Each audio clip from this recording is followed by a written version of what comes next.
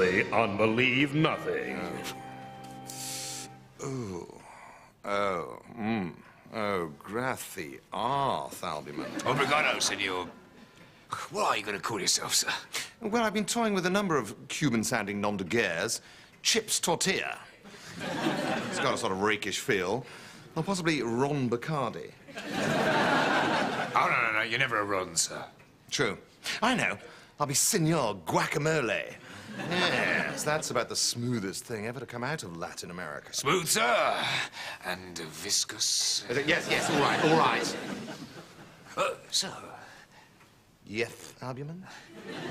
May I ask why you're going to see the President of the United States disguised as a Cuban exile? Yes, you may. But you're not going to tell me, are you, sir? No, I'm not. But I could do so much more for you, sir, if only you'd take me into your confidence. Don't worry, albumen. There is one thing you can do for me. Anything. I want you to die for me. Gladly. The moustache. God, one light-hearted pun and I almost had to pay for an entire funeral.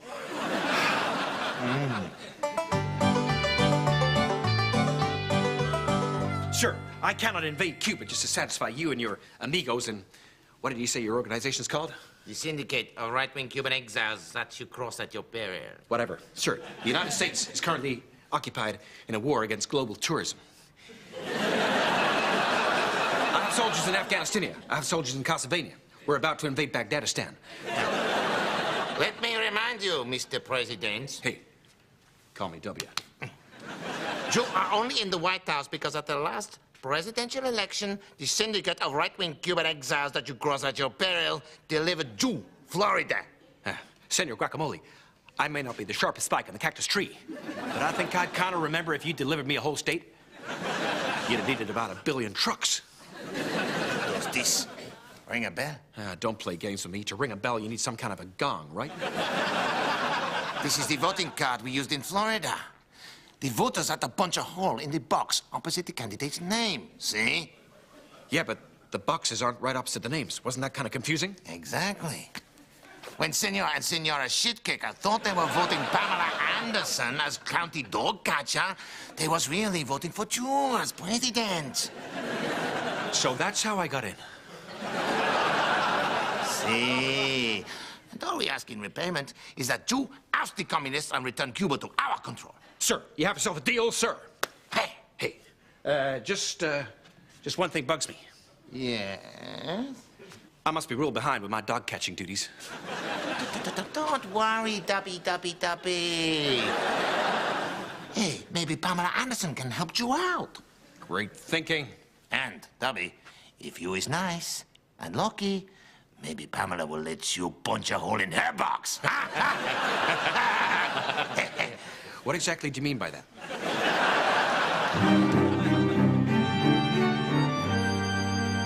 Albumen, I don't like this sort of thing on the whole, but yours melts in my mouth like pure double cream. How long have you had this incredible knack?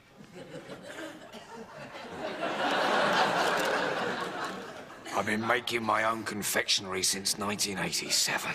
If I'd only known, I could have bought your entire production and you wouldn't be in trouble with the authorities. Oh, albumen, you haven't been abusing asylum seekers again, have you? That's the government's job. He was arrested for peddling his fudge on the Magdalen Bridge. So that's why you're perched on a single buttock. It's no laughing matter, sir. I'm a metric martyr. You're taking it by the meter. Oh! Don't mock, sir. It's every Briton's birthright to market his merchandise in pounds and ounces. I'd rather go back to prison than be forced to sell out to Europe and embrace milligrams. And leave me bereft of confectionery? I'm not afraid to go down for the sake of my fudge. Yes, gives a whole new piquancy to the term banged up. I've tried to persuade him that it's folly to cling to the old imperial measures, but he slips his fudge between my lips and all argument is forgotten. Yeah, he tried that with me once. I had to fend him off with a polo mallet. It's a matter of principle, sir. Any fool can calculate metrically, but to work out weights in pounds, ounces, drams and scruples is what honed the British mind and built the empire. Not now, Windsor.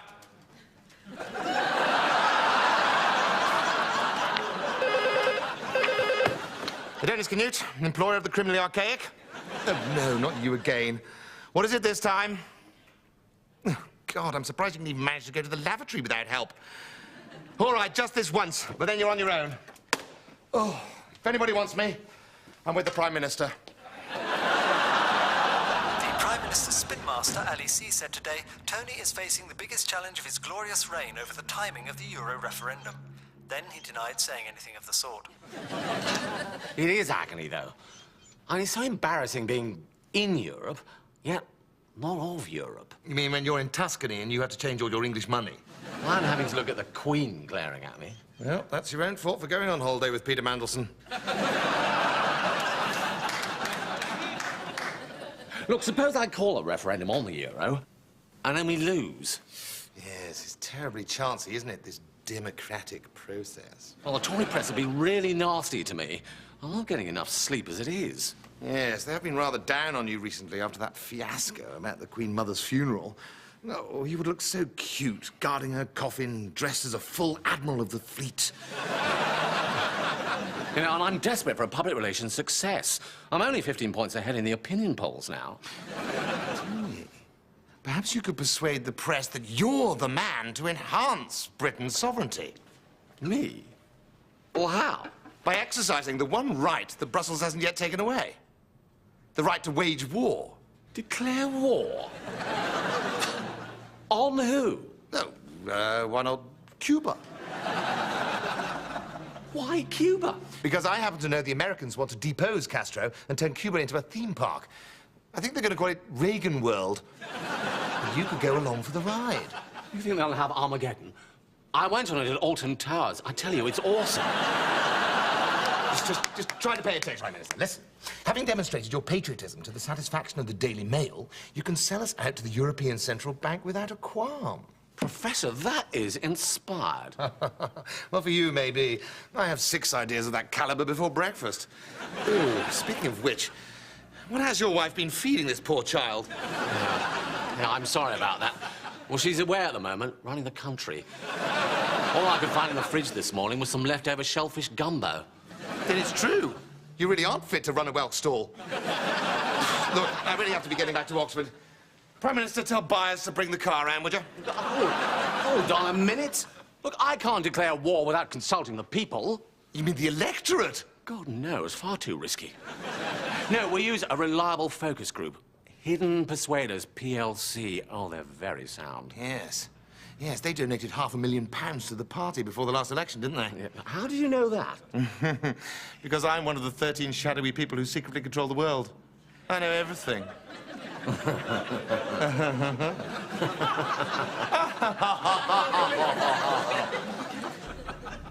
Now, we come on to item 3. At our last meeting, Professor Cnut agreed to investigate the possibility of obtaining our own offshore island for the purposes of security, recreational, and financial exploitation. Professor Cnut. Thank you, Chairman. I have undertaken some preliminary research, and I have decided that Cuba would be a very satisfactory base for the Council. Good weather, adjacent to the United States, and a high population of beautiful women with thighs toned from rolling cigars on them. Yes. Quite. The nipples. Quite. Yes. How do we obtain Cuba? Oh, it's simple. I've already persuaded the United States to invade on our behalf. Really? Exceptional idea. It is, isn't it? How did the Council ever survive without me? I've no idea. Oh, one small matter. I would be grateful if the Council could reimburse my out-of-pocket expenses. Of course, which consists of? £10 million for the acquisition of Hidden Persuaders PLC.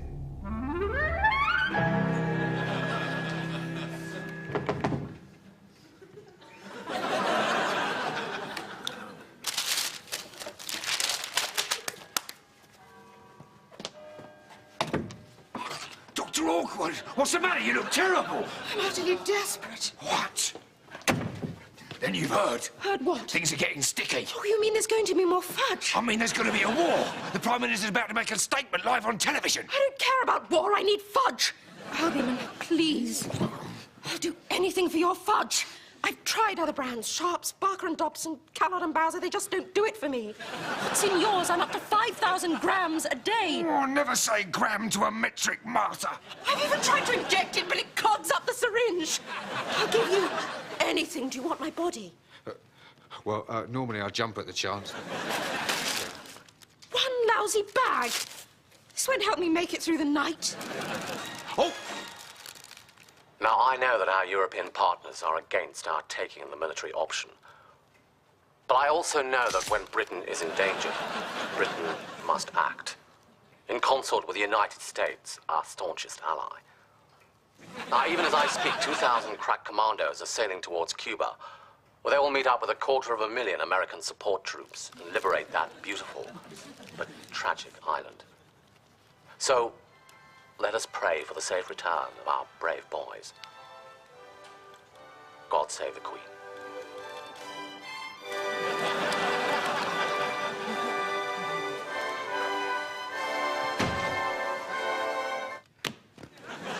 Talk, sir. Have you heard the news? Don't tell me the Duke of Edinburgh's been polite to a foreigner. No, the Prime Minister's declared war on Cuba. It's not news to me. It's my idea. But why Cuba, sir? I'm afraid that's top secret, Albumin. And if I were to tell you, your very average brain wouldn't be able to process the information. That is why people like me are required to make strategy, whereas people like you are required to volunteer to fight and die. Where do you think you're going? Volunteer to fight and die, sir. You can't let him go. I need him to make fudge, not war. Exactly. Your place is on the home front, Albumin, to keep up morale. Tonight, I will have half a dozen oysters, followed by another half a dozen oysters. Stay close at hand, Hannah. They may be quick acting. But I want to do my bit, sir. Very well. After pudding, you can pop into town and pick a fight with some Spanish students. Oh, thank you, sir.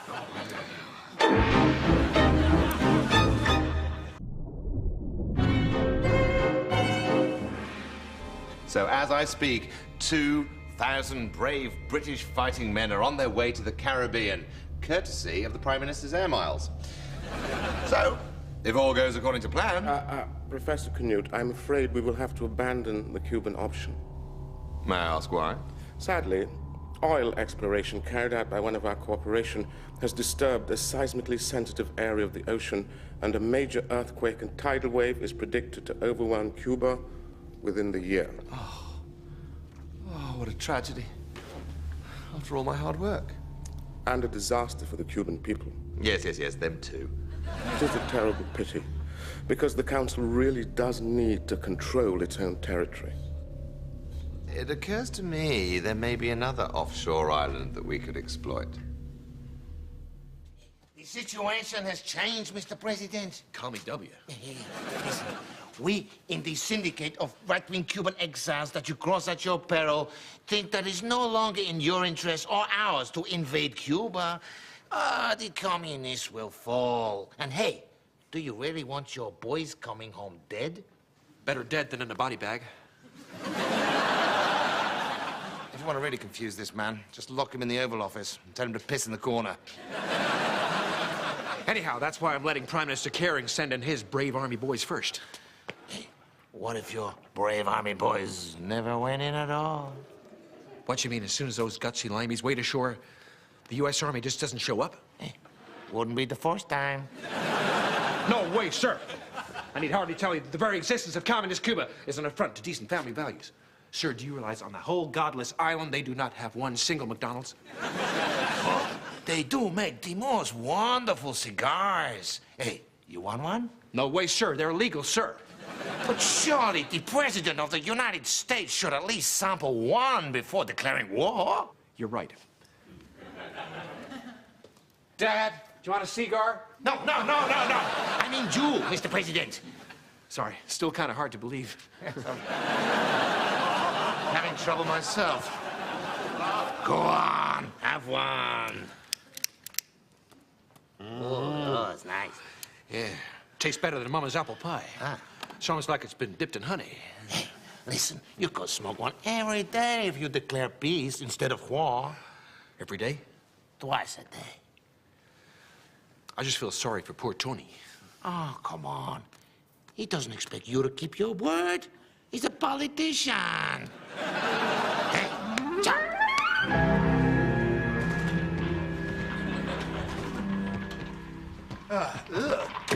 Albuman, my rooms are untidy. Oh, I'm sorry, sir. I've been glued to the TV.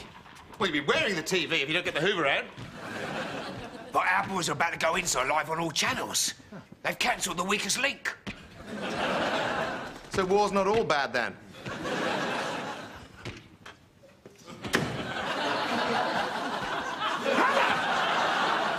Hannah, you look dreadful. If this is bulimia, can you please hurry on to the vomiting phase? I mean, quickly, before the army commandeer you as a barrage balloon. Albuman, this is your fault. You've got to stop pandering to her. Well, I made me fight for days, sir. That's right, he hasn't, despite all my entreaties and supplications. And that's why I had to break into the police station and eat all the fudge they'd confiscated as evidence. Oh, looks like you're in the clear then, Albuman. I demand my day in court. The England of purchased bushels, rods and scruples must be defended. Hang on. Our landing craft's about to hit the beach.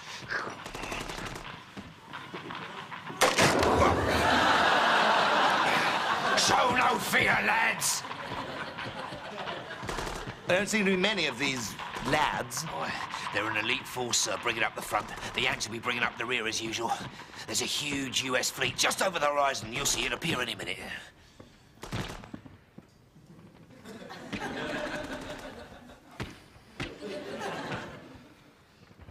Yeah, they seem to be getting a bit bogged down. US air supremacy will turn the tides up. Yeah. I don't see many aeroplanes as such. They'll be using stealth fighters, so they're totally silent and invisible to cameras and radar. Ah, see! They must be arriving. Our boys are pointing. They've got their arms in the air. Yeah, that's because they're surrendering, Albuman. Oh, God. It's Canada all over again. Canada? Forget Canada. Strike Canada from your mind. Albuman, door. Oh, God. Yes. Oh, how can I help you? Constable... Hey, Wayne. Hey, Wayne. What's so funny? Constable, hey, Wayne. One of the most famous paintings in the world? Well, you're certainly not going to knock Sherlock Holmes off his pedestal, are you? Never mind all that Oxford clever dickery. I'm looking for a... Dr. Hannah Awkward. You are under arrest for attempting to pervert the course of justice. In what sense do you use the word pervert? You have no proof. She ate it. We have CCTV footage of you squeezing in through the window of the evidence room and scoffing the 17 kilos of fudge secured therein. I will not have my sweetmeats referred to in metric measurements. And if you're not careful, I'll arrest you and all. Yes! A metric martyr at last! Right! Move it, you two. You're nicked.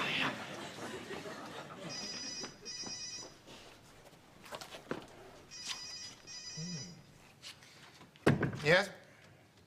Yes. I was expecting you to call. I don't understand. W told me he was my best friend. So why did he pull out? Maybe he didn't want to father a child as stupid as he is. Look, I trusted you. You said invade Cuba. The focus group backed me up. All right, I'm sorry. Oh, but just look at the Daily Mail. Oh, must I? Oh, very well. PM's an even bigger prat than we told you he'd be at the last election. Oh. Oh, it could be worse. How? Well, the apostrophe's in the right place. Shows your education policy is working. Look, what am I going to do now? Just... You simply set up a royal commission. I'll chair it, of course.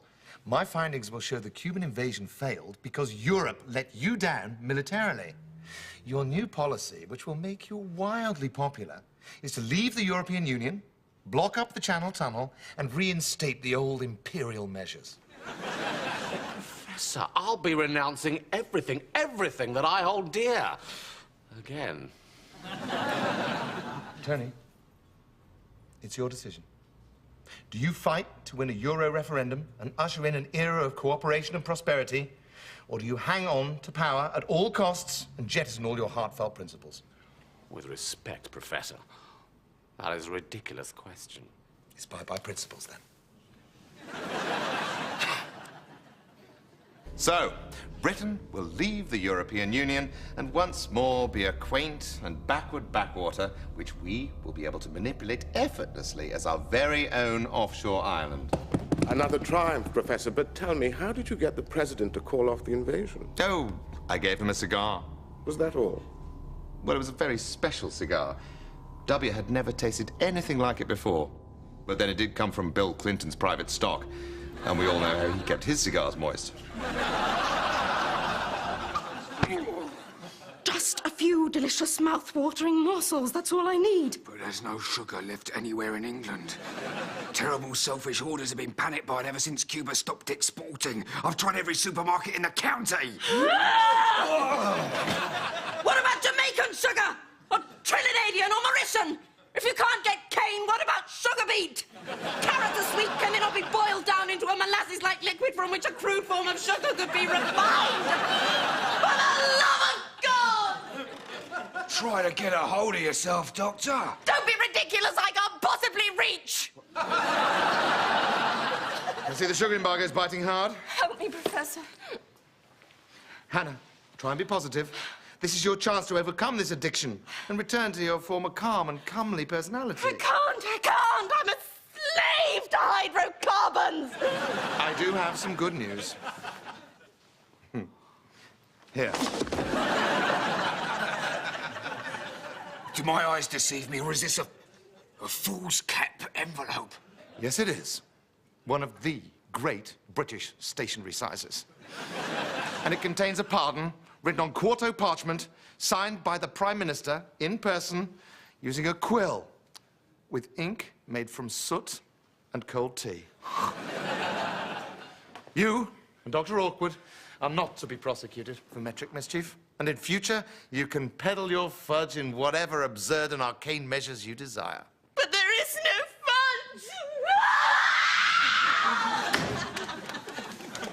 fudge! Women, eh, Albumin? I'd rather have a cup of tea, sir.